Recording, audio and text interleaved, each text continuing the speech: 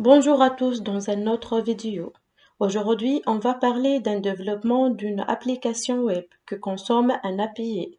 J'ai choisi le sujet de mon application géolocation puisque cette domaine répond à un besoin de plusieurs gens. Pour cela, je cherchais un API dans plusieurs plateformes telles que API EP, Stack API et j'ai décidé d'utiliser cette plateforme OpenGagData.com. Tout d'abord, j'écris un compte pour obtenir une clé OpenGag Data. Voilà le compte.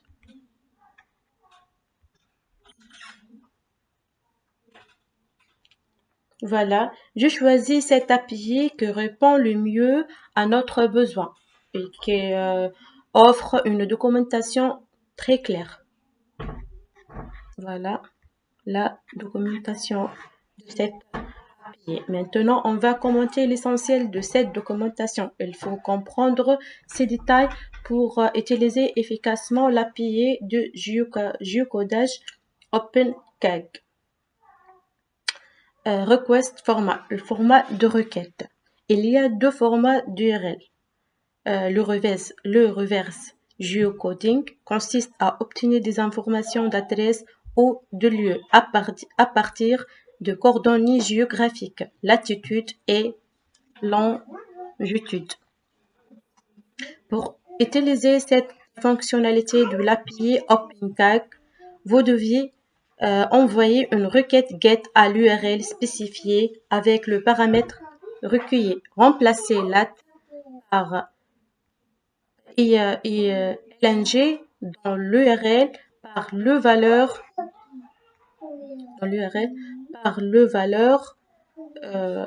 de latitude et longitude que nous souhaitez ou vous souhaitez utiliser. D'accord? Et ensuite, on va remplacer le your API key par le key, par notre key exemple. Aussi, pardon, on revient, on va remplacer your API key par notre clé d'API OpenGag et le forward geocoding. Cet essai consiste à obtenir des coordonnées géographiques à partir d'un nom ou de lieu ou d'une adresse. Pour utiliser cette fonctionnalité de l'API OpenGag, envoyez une requête GET à l'URL spécifiée avec le paramètre nécessaire, remplacez URI en code place name dans l'URL par le nom de lieu ou bien par le nom de lieu. Aussi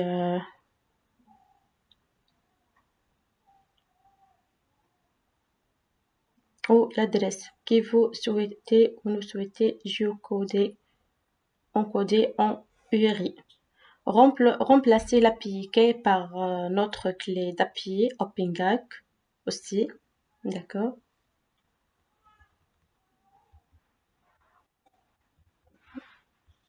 Ce format de requête, voilà. Pour chaque requête HTTP, nécessite une clé API valide passée en tant que valeur de paramètre key sur le champ required. Voilà. Le requête doit être sous la forme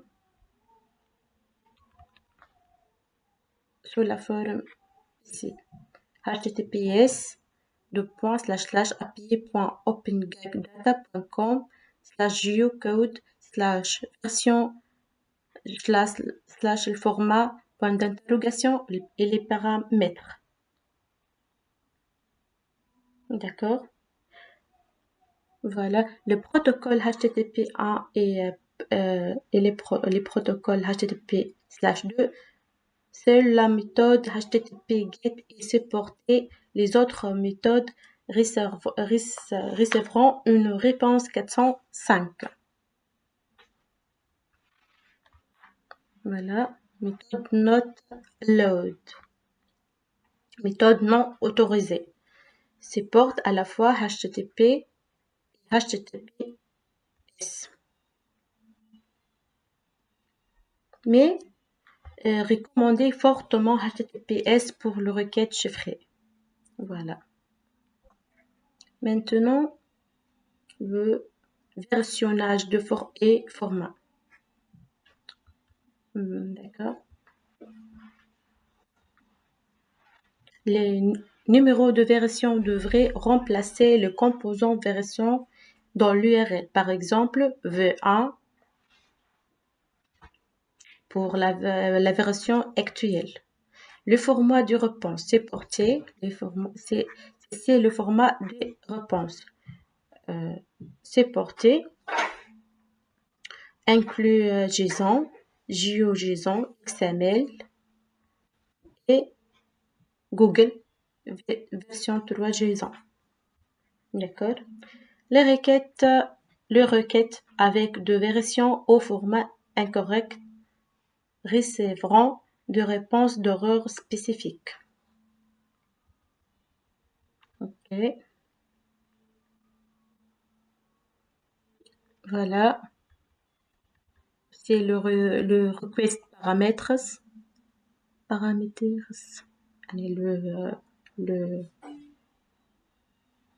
le paramètre de requête. Ok. Ensuite, concernant les paramètres requis, le clé, c'est mon clé. Le clé est une chaîne alphanumérique unique de 30 caractères propre à notre compte. Exemple d'utilisation, le key et votre key. Ok. Aussi, nous trouverons notre clé API dans l'onglet Geocoding API. Voilà. Voilà notre clé. On peut tester l'API request dans ces sites après le test de Postman. Voilà. Voilà les réponses de ces requêtes.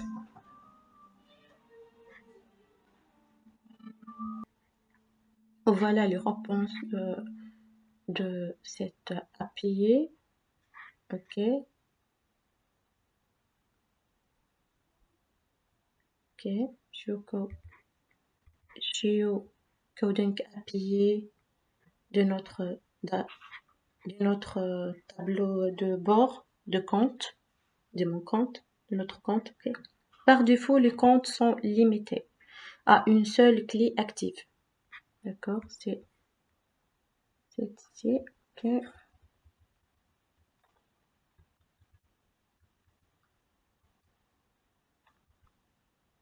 D'accord, ok. Par défaut, les comptes sont limités à une seule clé active. Les clients abonnés peuvent avoir plusieurs clés API actives. Query, Q, la chaîne de requête A, le Q, sur la chaîne de requête A geocodé. Une latitude, une longitude ou un nom de lieu ou adresse. Exemple d'utilisation du géocodage inverse. Reverse geocoding. Le Q فيها latitude plus longitude. Mais le forward geocoding يعني geocodage direct الكو فيها برلين nom de pays. Exemple Berlin. La requête doit être encodée en URL. Par exemple, au lieu d'envoyer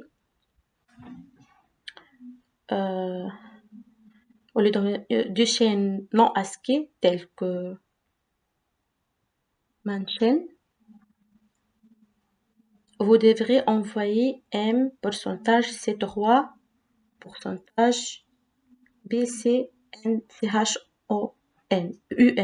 La plupart de SDK feront l'encodage pour vous. Faites attention à éviter un double encodage de votre requête. Remarquez sur la requête de géocodage pour le géocodage inverse, la requête doit être en latitude, longitude dans un format décimal. Utilisez 2 points comme séparateur décimaux. Par 2 virgules, limitez la précision à 6 ou 7 chiffres après la décimale, car cela correspond à la précision d'un centimètre.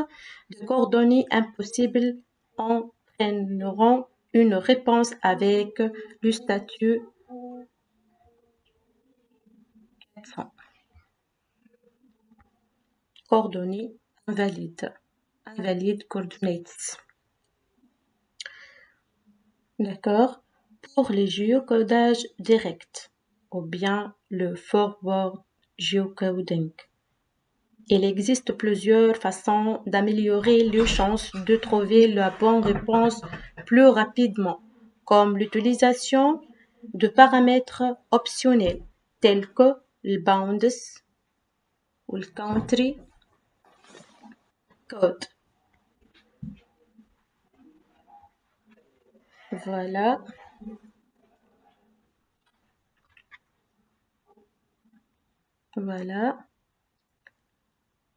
Le valeur de requête doit avoir au moins 2 caractères. De requête trop courte échoueront avec la statut 400.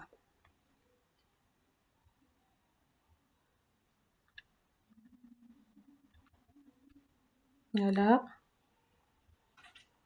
Requête manquante ou incorrecte. Les requêtes trop longues échoueront avec le statut 400. Requête trop longue. Il est possible query too long. Il est possible de rechercher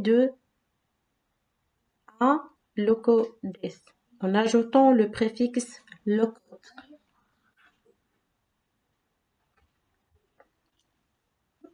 Ok, à votre requête. Certaines requêtes évidemment erronées échoueront avec le statut 400. Requête manquante ou incorrecte. Voilà.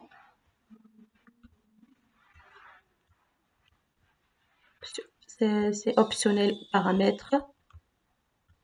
Le ABBRV, exemple d'usage, ABBRV égale à 1. Adresse only, add request, bounds, country code, JSON-P, language, limite, notation, no debug, no record, proximity, radio info, ROI info.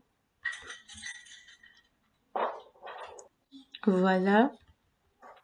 Maintenant, le rate usage limits. L'API de géocodage OpenGAG a des limites d'utilisation pour assurer son accessibilité à tous les utilisateurs. Voilà. Limite d'utilisation pour le compte gratuit, 2500 requêtes par jour avec une limite d'une requête par seconde. Voilà.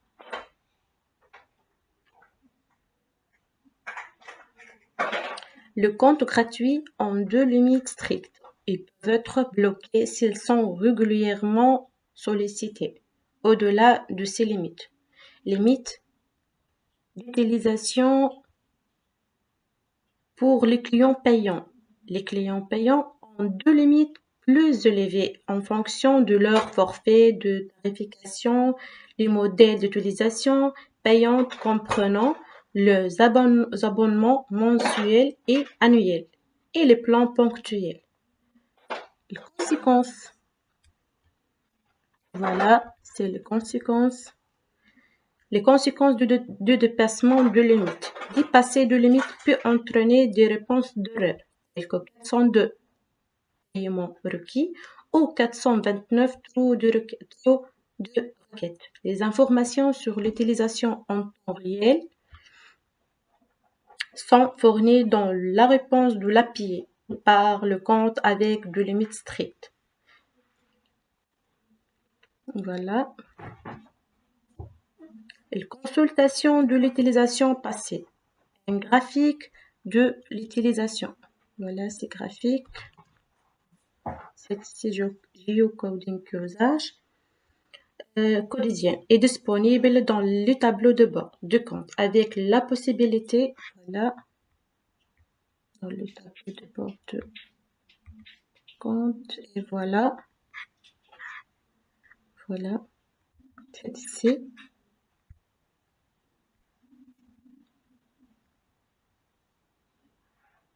Avec la possibilité de télécharger les données d'utilisation quotidienne sous forme de fichiers CSV. En résumé, l'appui de géocodage OpenGAG a des limites d'utilisation pour les comptes gratuits et des niveaux d'utilisation plus élevés pour le client payant, avec de conséquences en cas de dépassement de limites pour les comptes gratuits.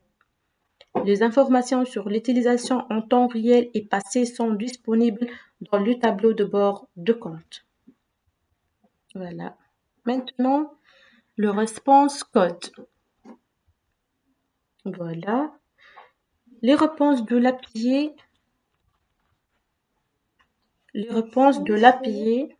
Pardon. En revenu. La réponse de l'API de géocodage OpenGAG inclut de codes spécifiques. Voilà. 200, le code de réponse. 200, yani OK, 0 ou plusieurs résultats seront envoyés. 400,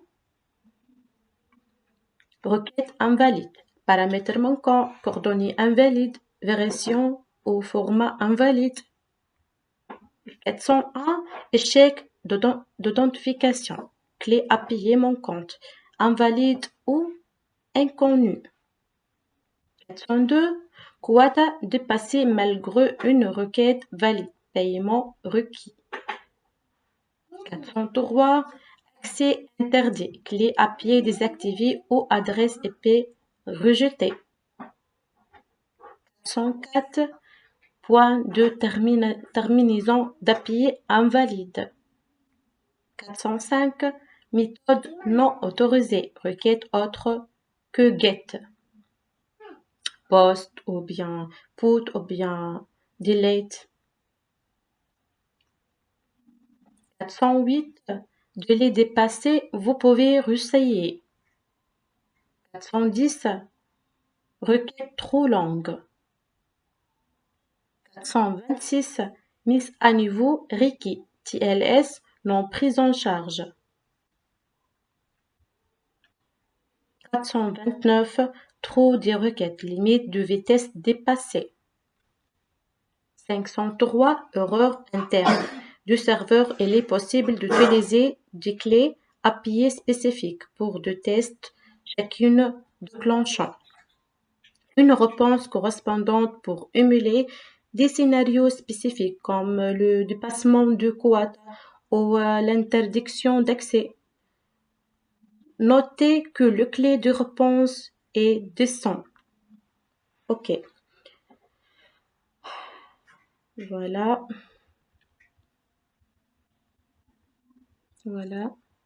Quota. Les exemples pour réponse à des clés.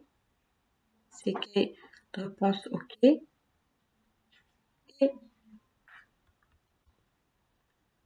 les autres.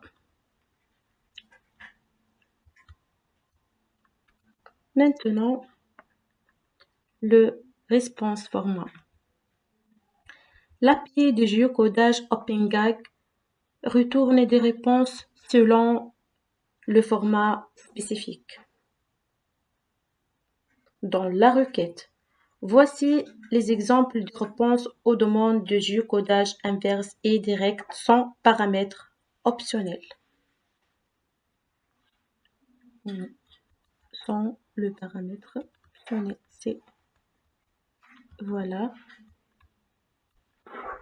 HTTP API OpenGagData.com Geocode version 1 JSON point d'interrogation Q égale cette valeur plus latitude plus longitude et le K.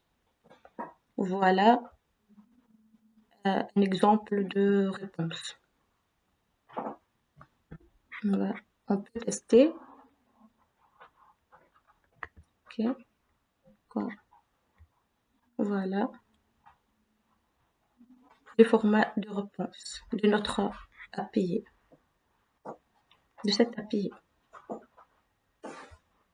Voilà.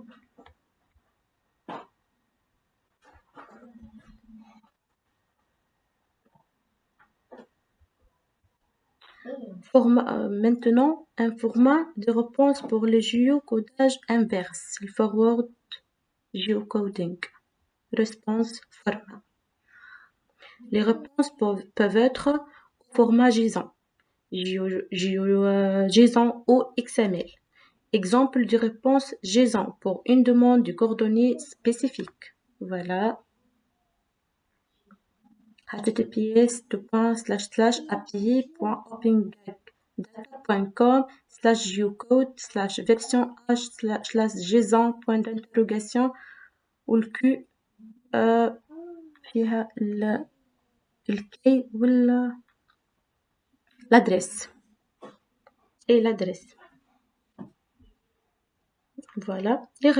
La réponse inclut diverses informations telles que des annotations de détails sur la localisation, la devise, l'heure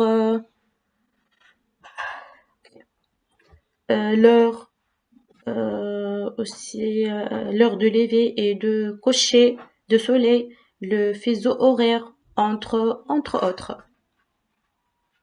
La clé status indique le code de son pour indiquer que la requête a réussi.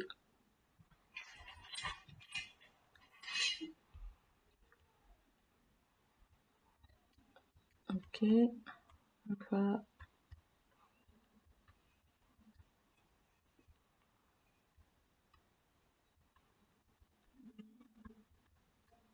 voilà.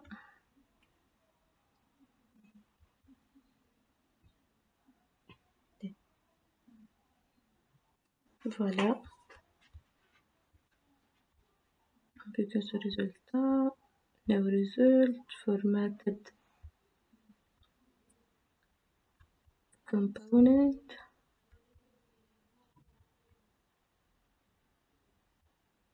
Voilà. Ce qui nous concerne, je commenter tous. Maintenant,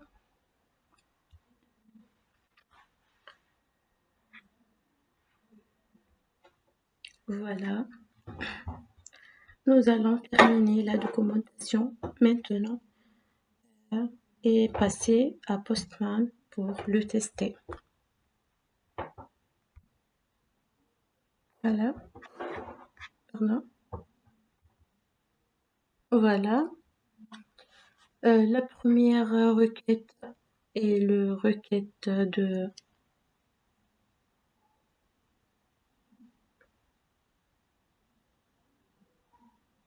request. Voilà.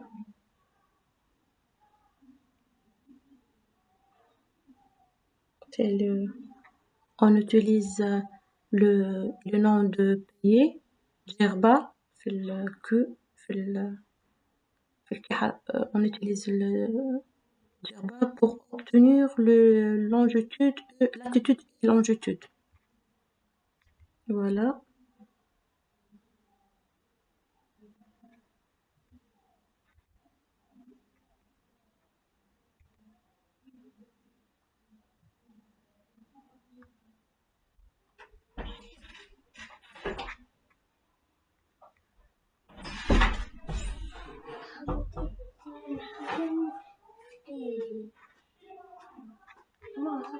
Pardon. Cette requête pour obtenir le latitude et longitude de Djerba. Voilà la réponse. Et une deuxième requête avec la requête HTTP GET qui fournit cette plateforme. On va tester avec le latitude et longitude pour obtenir le pays. Voilà.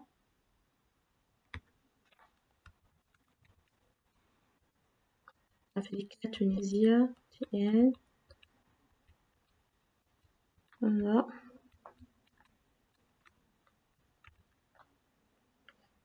Et voilà le test.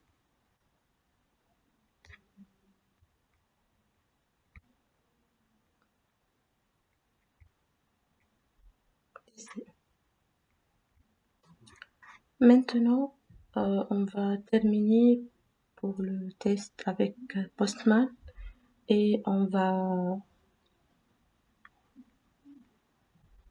aller au code de notre application. Et voilà cette page. Ok. User home view.view. Ces codes représentent un composant Vue.js qui affiche une carte avec un marqueur représentant une localisation. Voilà le code. La première partie, c'est le template qui représente la structure visuelle de la page, décomposée en éléments HTML imbriqués avec deux classes et deux attributs spécifiques pour le style et la fonctionnalité. Il y a une barre de navigation, classe navbar, navbar light, c'est pour définir le thème de la barre de navigation. La barre de navigation contient un logo. Voilà, contient un logo. Location.png. Voilà. Assets. Et un titre courant location. Sur les titres, c'est les titres H3. Voilà. Et afficher l'adresse actuelle location. On va mapper location.adresse pour afficher l'adresse actuelle. Aussi, il y a un formulaire de recherche avec une classe forme contrôle. Ok. Il y a un champ de recherche avec une classe forme contrôle. Voilà. Pour la saisie de la ville, select city. VModel égale à select city.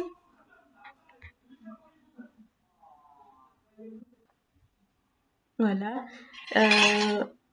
Lier cette selected city liée au modèle via VModel. Un bouton search et déclenche la méthode getCityLocation.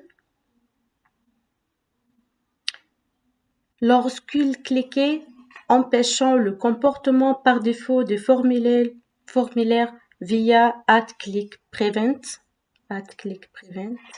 C'est ici. Section de cordonnier. Maintenant. Aussi, on utilise une carte Bootstrap carte.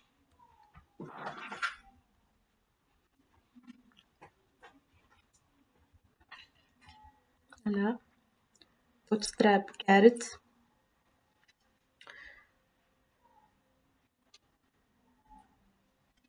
Pour l'affichage de coordonnées, les champs latitude et longitude sont représentés par des éléments input.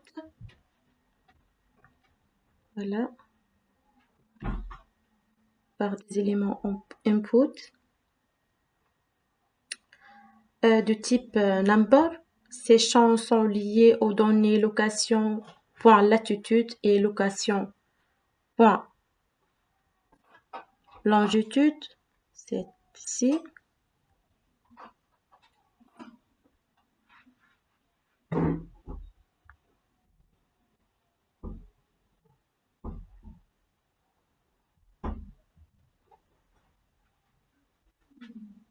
Via vModel, ce qui signifie que toute modification de ces champs mettra à jour de données sous-jacentes et déclenchera la méthode updateMark via @input. Voilà.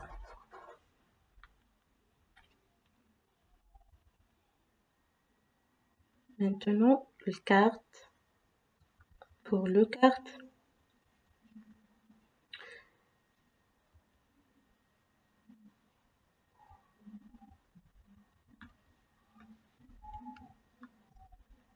Pour le carte, on va utiliser deux composantes. LMAP pour afficher une carte leaflet. Une leaflet, c'est une bibliothèque JavaScript pour les cartes interactives. La carte inclut une couche de tuiles LTileLayer avec une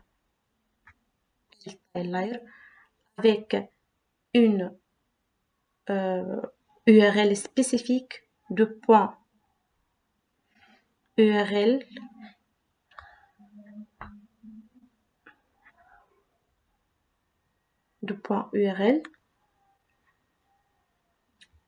égale URL, c'est ici, un marqueur L marqué,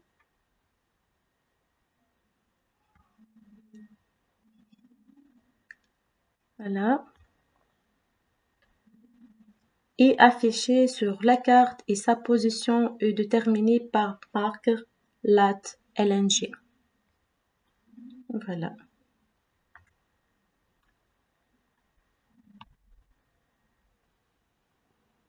En résumé, cette partie de code crée une interface utilisateur avec une barre de navigation. Voilà, avec une barre de navigation.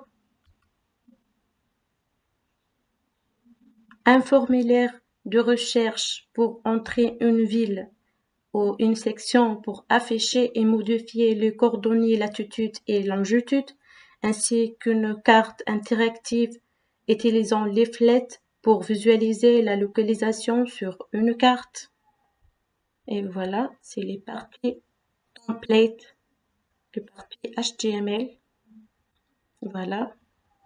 Maintenant, la partie script. Plus importante. Ok. Voilà. Ces scripts représentaient la logique de notre component Vue.js. Commencer par l'import de composants de leaflet pour être utilisé dans le component view imports.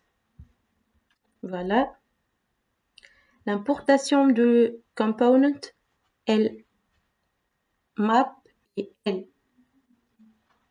tile layer, L marker, c'est deux de ce bibliothèque d'importation de la feuille de style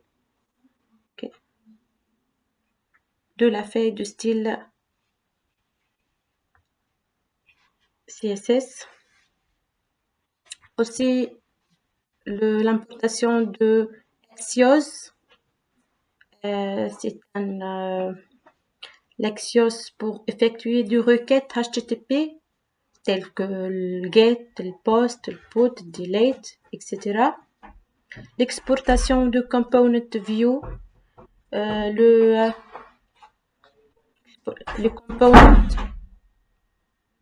les components importés sont déclarés comme components locaux. Dans cette ici, pour ces component view. Ensuite, il y a la section data qui initialise les données utilisées dans le component. Cette partie pour l'initialisation retourne toutes les initialisations. Je retourne. Location. C'est un objet contenant les données relatives à l'emplacement comprenant l'adresse, latitude et longitude. Selected city. C'est un variable pour stocker la ville sélectionnée via le champ de recherche. L'URL de tuiles de carte OpenStreetMap OSM est un projet de cartographie collaboratif et open source. Voilà. Zoom. Niveau du zoom initial pour la carte. Pour la centre. Coordonnées initiales du centre de la carte. Maintenant, pour marqueur lat LNG, coordonnées initiales de marqueur sur la carte. Ces derniers sont deux données utilisées pour configurer la carte. Maintenant, on va passer aux méthodes. Voilà. Les méthodes contiennent deux fonctions. Update marker. Voilà. Et getCityLocation. GetCityLocation. Voilà. Pour l'update marker, c'est pour mettre à jour les coordonnées de marqueurs en fonction de valeurs de latitude et longitude dans location, déclenchée lors de la modification du champ de saisie. Voilà.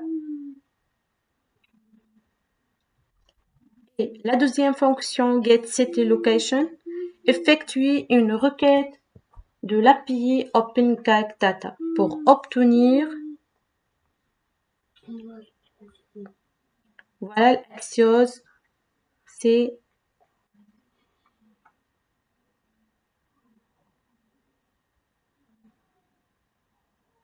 voilà. Aïcha.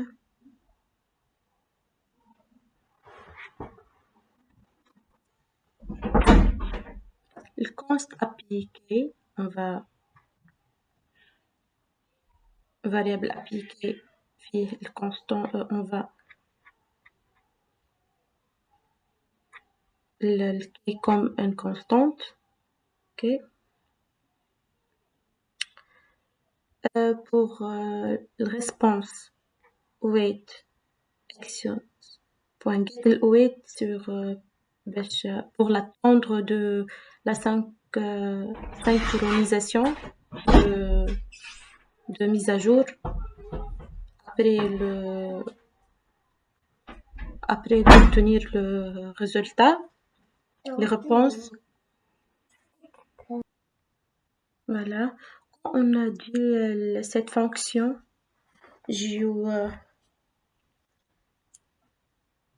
GeoCityLocation, cette fonction effectue une requête à l'API OpenGag Data pour obtenir les coordonnées latitude et longitude de l'avis sélectionné, mettre à jour des données, le marqueur lat-ng et location avec les nouvelles coordonnées. Voilà. Maintenant pour le mounted, le hookers, le hook, c'est l'utilisation de $wattage pour observer le changement de marqueur lat-lng. Voilà. Et mettre à jour dynamiquement la position de marqueur sur la carte leaflet. Utilisation de set interval.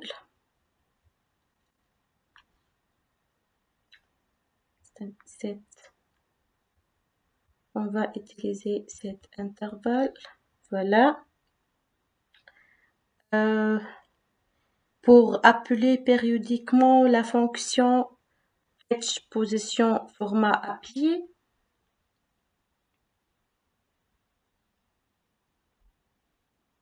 Pour récupérer des données de positionnement.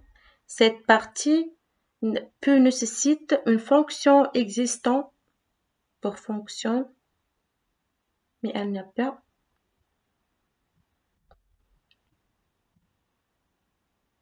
Voilà.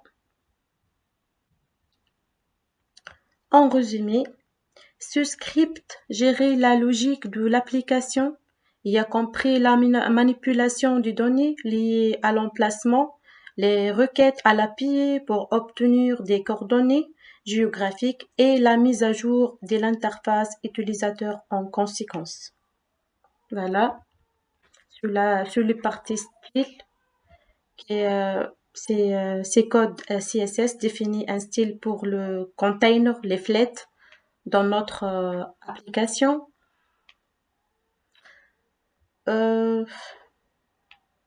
Globalement, ces composants view afficher une carte leaflet avec un marqueur dont la position peut être mise à jour, soit en entrant manuellement des coordonnées, soit en recherchant une ville, ce qui est récupéré automatiquement.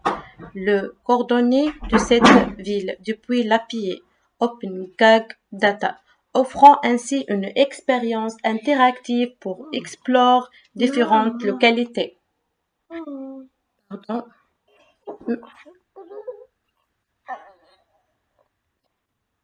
Maintenant, nous pouvons maintenant aller au résultat fourni par ces codes. Voilà le résultat. Pardon. On revient. Voilà. Voilà le code, l'application. Dans cette page, on va créer par exemple Djerba. Cliquez sur Search. Voilà que latitude et longitude est obtenue. Et Djerba, c'est ici. Voilà.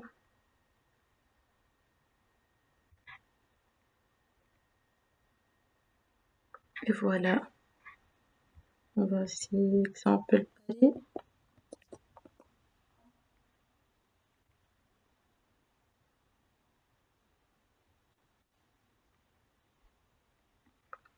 Voilà, les coordonnées est changées.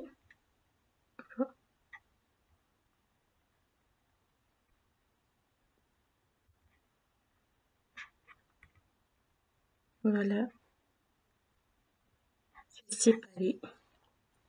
C'est le carte les flettes et le courant de location, les coordonnées de latitude et longitude, qui est changé en parallèle avec la création de pays. Et voilà mon application. J'espère que vous aimez cette application et ses efforts. Et à la prochaine, Inch'Allah.